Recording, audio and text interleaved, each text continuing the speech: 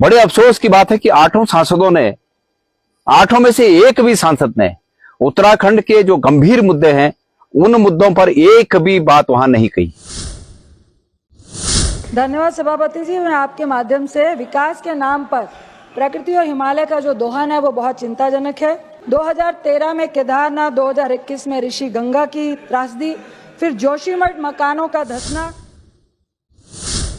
दोस्तों नमस्कार। उत्तराखंड का नेतृत्व सवालों के घेरे में रहा है। लगातार उत्तराखंड के नेतृत्व पर सवालिया निशान लगे हुए हैं। जी हां, उत्तराखंड से 8 सांसद हैं जो संसद में उत्तराखंड का प्रतिनिधित्व करते हैं। 5 सांसद लोकसभा से हैं जबकि 3 सांसद राज्यसभा से हैं। जनता ये उम्मीद के साथ सांसदों को चुनती है, उन्हें संसद तक पहुंचाती है ताकि वो उत्तराखंड के मुद्दों को मजबूती से वहां पे उठाएं और उत्तराखंड की तरफ सरकार का ध्यान खींचे। उत्तराखंड एक पहाड़ी राज्य है, कई सारी समस्याओं से जूझ रहा है। उत्तराखंड की जनता को ये उम्मीद रहती है कि उनके सांसद संसद में उत्तराखंड की आवाज़ को मजबूती से उठाएंगे और उत्तराखंड की तरफ सरकार का ध्यान खींचेंगे ताकि उत्तराखंड में जो समस्याएं हैं उन्हें दूर किया जा सके और उत्तराखंड को विकास की तरफ आगे बढ़ाया जा सके। उत्तराखंड को बचाने के लिए लगातार कई सारी आवाज़ें उठती रही है और ये आवाज़ें कहीं ना कहीं दिल्ली के संसद में उठने की भी आवश्यकता है। लेकिन इस बार कुछ अलग हुआ है। उत्तराखंड की आवाज़ को काफ़ी दृढ़ता के साथ संसद में उठाया गया है।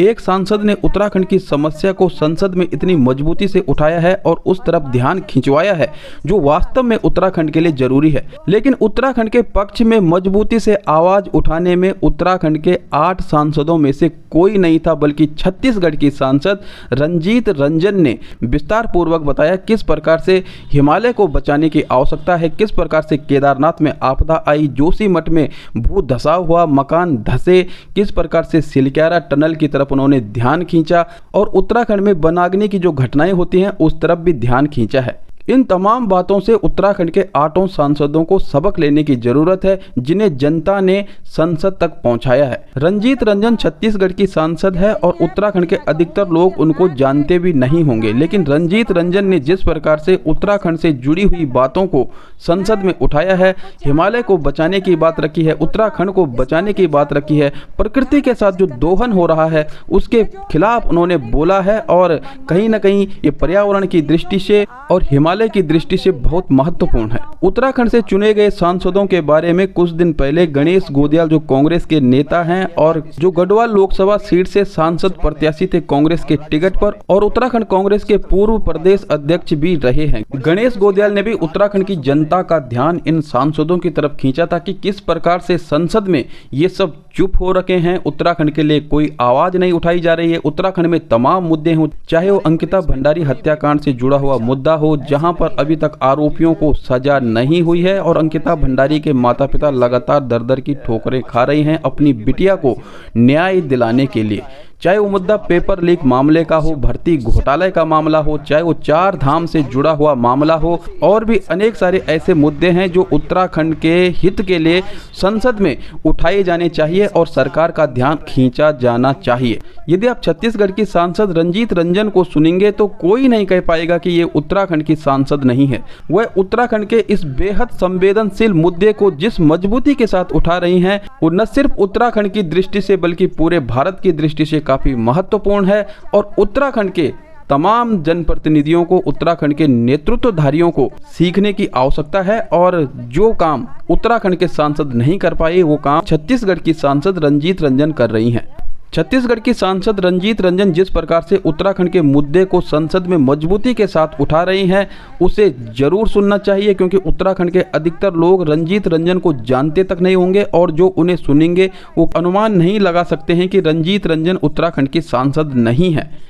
उत्तराखंड के सांसदों को रंजीत रंजन से सीखने की आवश्यकता है। आइए सुनते हैं रंजीत रंजन ने क्या कुछ कहा है। धन्यवाद सभापति जी। मैं आपके माध्यम से विकास के नाम पर प्रकृति और हिमालय का जो दोहन है वो बहुत चिंताजनक है। इसके बारे में थोड़ी चर्चा और संज्ञान दिलवाना चाहती हूँ मंत्री साहब को कि बढ़ती लैंडस्लाइड, बादल फटना, जंगलों में आग, सूखते जल स्रोत और हिमालय क्षेत्र में मिट्टी का तेजी से कटना अत्यंत चिंताजनक है। 2013 में केदारनाथ, 2021 में ऋषि गंगा की त्रासदी, फिर जोशीमठ मकानों का धंसना, उत्तरकाशी, पिछले साल सिलक्यारा टनल का हादसा, हिमालय के जंगलों में बेकाबू आग इस साल वायनाड, हिमाचल, उत्तराखंड, भारी तबाही और कई लोगों की मृत्यु हो जाना, अभी हाल ही में बद्रीनाथ में भारी भूस्खलन हुआ, लैंडस्लाइड हुआ, जिसके कारण 4 धाम यात्रा आपको रोकनी पड़ी और केदारनाथ से लोगों का रिस्क अभी तो चल रहा है। जलवायु परिवर्तन का प्रभाव ये नहीं है, बल्कि मैं कहूंगी कि ये मैन मेड आपदाएं हैं जिसके बारे में हम सबको बहुत गंभीरता से चिंता करनी चाहिए। मैं आपको 4 धाम जो चल रहा है आपकी परियोजना, इस माध्यम से आपको ध्यान आकर्षित करना चाह रही हूं कि ये जो अवैज्ञानिक, अनियंत्रित, मनमानी विकास नीतियों की आग में घी का काम कर रही है, ये आपदाओं को बुलाने का काम है। अभी हाल ही में एक संज्ञान आया है कि ये जो 4 धाम परियोजना है जो 900 किलोमीटर है, जिसमें मात्र 100 किलोमीटर का जो स्ट्रेच है, जो भागीरथी वाला स्ट्रेच है, वो ही सिर्फ इको सेंसिटिव जोन है, जिसको 2012 में बनाया गया था। सुप्रीम कोर्ट का भी उसमें इंस्ट्रक्शन है, लेकिन वहां पे भी अंधाधुंध पेड़ों की कटाई का निर्णय ले लिया गया है। मैं आपके माध्यम से मंत्री साहब के संज्ञान में ये बात लेना चाहती हूँ कि जो इकोनॉमिकल सेंसिटिव जोन है, जो मात्र भागीरथी वाला जोन है, जो गंगा का उद्गम है, वही 100 किलोमीटर है जहां से गंगा अपने प्राकृतिक रास्ते से चल रही है।